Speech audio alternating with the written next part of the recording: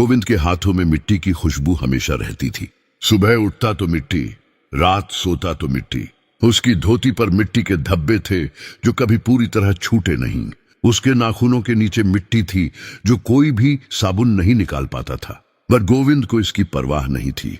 उसका कहना था कि जो मिट्टी से डरे वो कुम्हार क्या, वह अकेला था। उसकी पत्नी बहुत पहले चली गई थी, कोई संतान नहीं थी। एक छोटा सा घर था, एक चाक था और दिन भर काम था। बस यही उसकी दुनिया थी।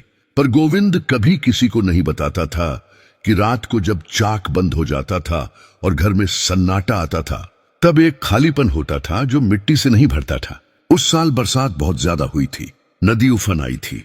गांव के लोग ऊंचे घरों में थे। गोविंद का घर पहले से ऊंची जगह पर था, इसलिए वह बचा रहा। पर जो रात बरसात रुकी, वह रात गोविंद को हमेशा याद रही।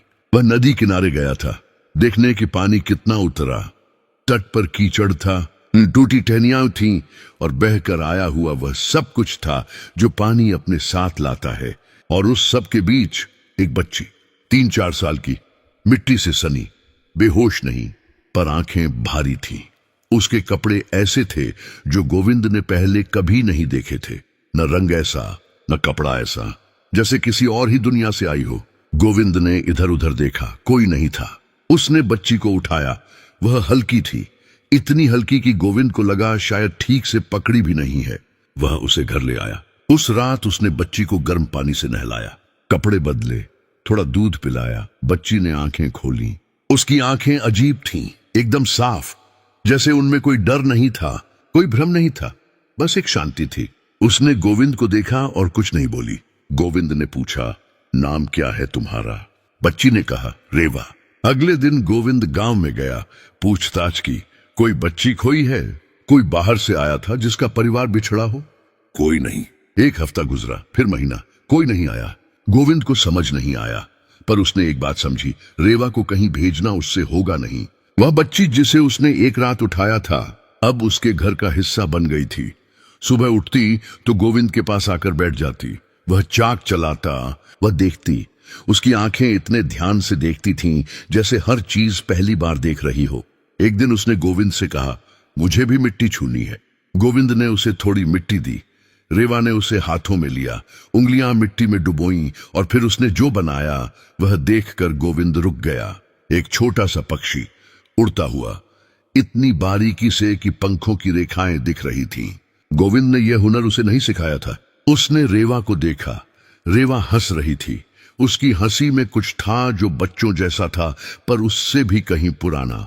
गोविंद ने कुछ नहीं पूछा। साल बीते, रेवा बड़ी हुई, 8 साल, 10 साल, 12 साल। गोविंद ने उसे सब सिखाया जो वह जानता था। मिट्टी का काम, लिखना पढ़ना, खाना बनाना, और वह सब जो एक पिता सिखाता है, बिना सोचे, बिना थके। रेवा ने सब सीखा, पर कुछ चीजें थीं जो गोविंद ने नहीं सिखाई थीं। जब वह बाग में जाती तो पत्ते नहीं टूटते थे उसके पांव से। जब वह नदी से पानी भरती तो पानी एकदम शांत रहता, लहरें नहीं उठती थीं। रात को कभी कभी उसके सोने के बाद गोविंद देखता कि उसकी सांसों के साथ कमरे में एक बहुत हल्की, बहुत मध्यम रोशनी थी। गोविंद ने कभी नहीं पूछा। उसने एक बात बहुत पहले समझ ली थी, रेवा जो भी थी वह उसकी बेटी थी। इससे ज्यादा जानने की जरूरत नहीं थी। रेवा को भी यही पता था। उसे याद नहीं था कि वह कहां से आई थी। बस एक धुंधली सी छवि थी, पानी, तेज रोशनी और एक आवाज। पर वह आवाज भी अब कम होती जा रही थी। अब जो था वह था, यह घर, यह मिट्टी, यह आदमी जो हर सुबह उसके लिए पहले उठता था। रेवा 14 साल की थी जब पहली बार कुछ हुआ। वह नदी किनारे बैठी थी, अकेली। शाम का वक्त था। पानी में एक परछाई दिखी। रेवा ने ध्यान नहीं दिया, पर परछाई रुकी रही और फिर पानी से एक आवाज आई, बहुत धीमी, रेवा। रेवा ने पानी में देखा। पानी में एक चेहरा था, एक स्त्री का, बहुत सुंदर, पर आंखें दुखी थीं। रेवा को कुछ याद आया। वही धुंधली छवि, वही पुरानी आवाज। वह उठी और भाग आई। उसने गोविंद को कुछ नहीं बताया, पर अगली शाम वह फिर वहां गई। वह स्त्री फिर थी, इस बार पानी में नहीं, किनारे पर बैठी थी। उसके वस्त्र ऐसे थे जैसे हवा से बुने गए हों। पैरों के नीचे कीचड़ नहीं था, जबकि जमीन गीली थी। रेवा रुकी।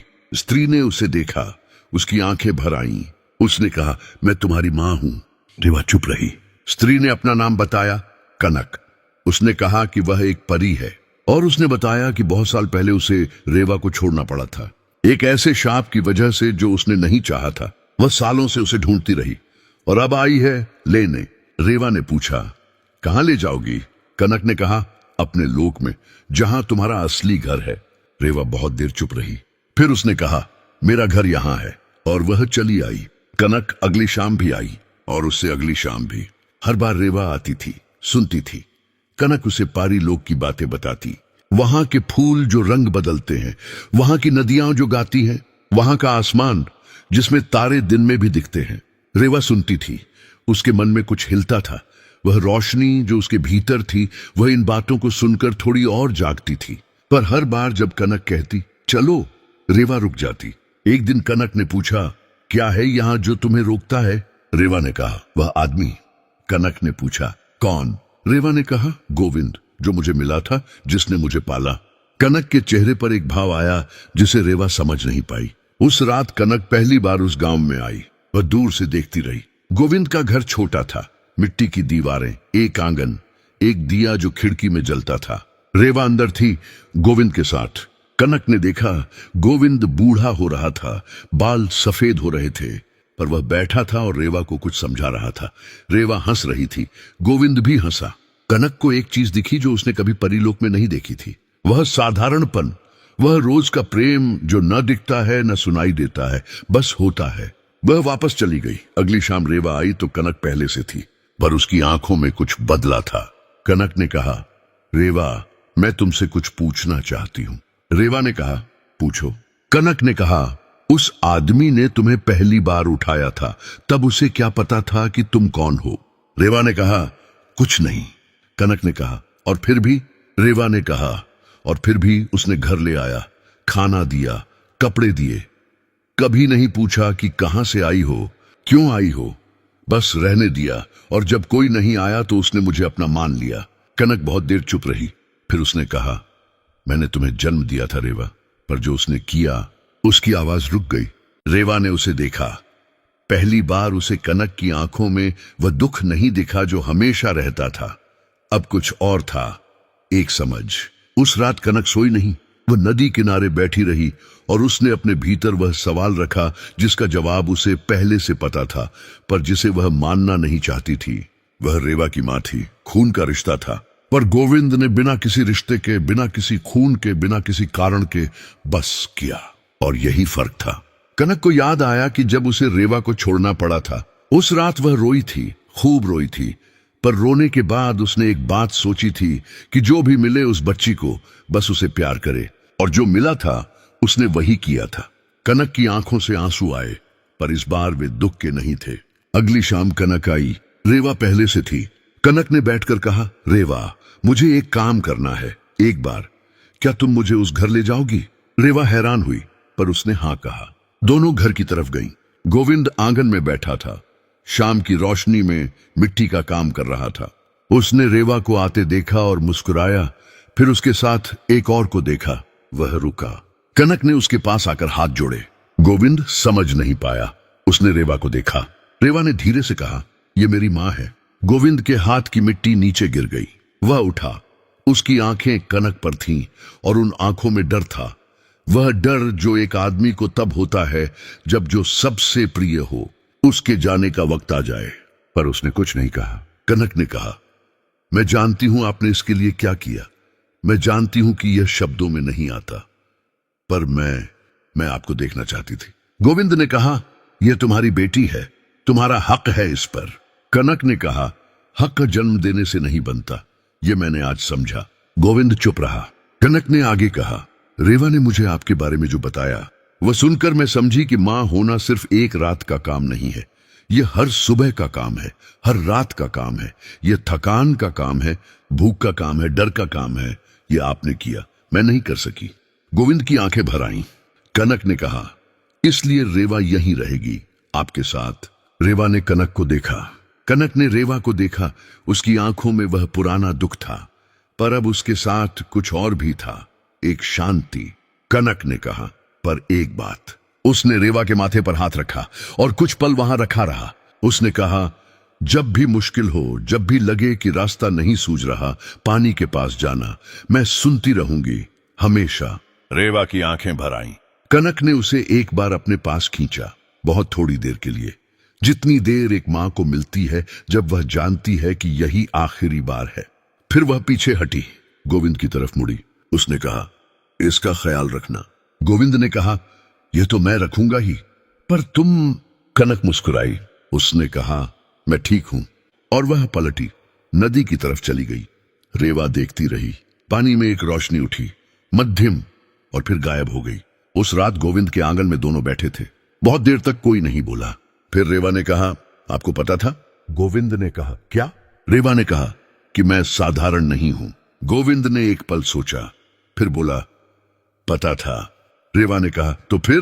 गोविंद ने कहा, तो फिर क्या? तुम मुझे मिली थी, बस यही काफी था। रेवा चुप हो गई। गोविंद ने आगे कहा, सुनो, मैंने कभी यह नहीं सोचा कि तुम मेरी बेटी हो या नहीं। मैंने सोचा कि तुम एक बच्ची हो जिसे किसी की जरूरत थी, और मैं वहां था। रेवा ने उसका हाथ थामा। गोविंद ने उसे देखा। वह लड़की जो उसे नदी किनारे मिली थी, जिसके कपड़े अजीब थे, जिसकी आंखें पुरानी थीं, जिसके पांव से पत्ते नहीं टूटते थे, वह उसकी बेटी थी। इसमें कोई सवाल नहीं था। कहते हैं उस गांव में आज भी वह नदी है, और लोग कहते हैं कि शाम को जब कोई उस किनारे बैठे तो पानी में एक हल्की सी रोशनी दिखती है। वह रोशनी किसी को डराती नहीं, बस देखती है, जैसे कोई दूर से अपनों को देखता है। और कहते हैं उस गांव के कुम्हार के घर की मिट्टी की मूर्तियां आज भी बिकती हैं, पर सबसे खास मूर्ति वह है जो एक उड़ते पक्षी की है, जिसके पंखों पर रेखाएं हैं। वह मूर्ति बनाने वाले हाथ किसी ने नहीं सिखाए थे। कुछ चीजें होती हैं जो भीतर से आती हैं, जैसे प्रेम, जो न खून देखता है न लोक देखता है, बस देता है।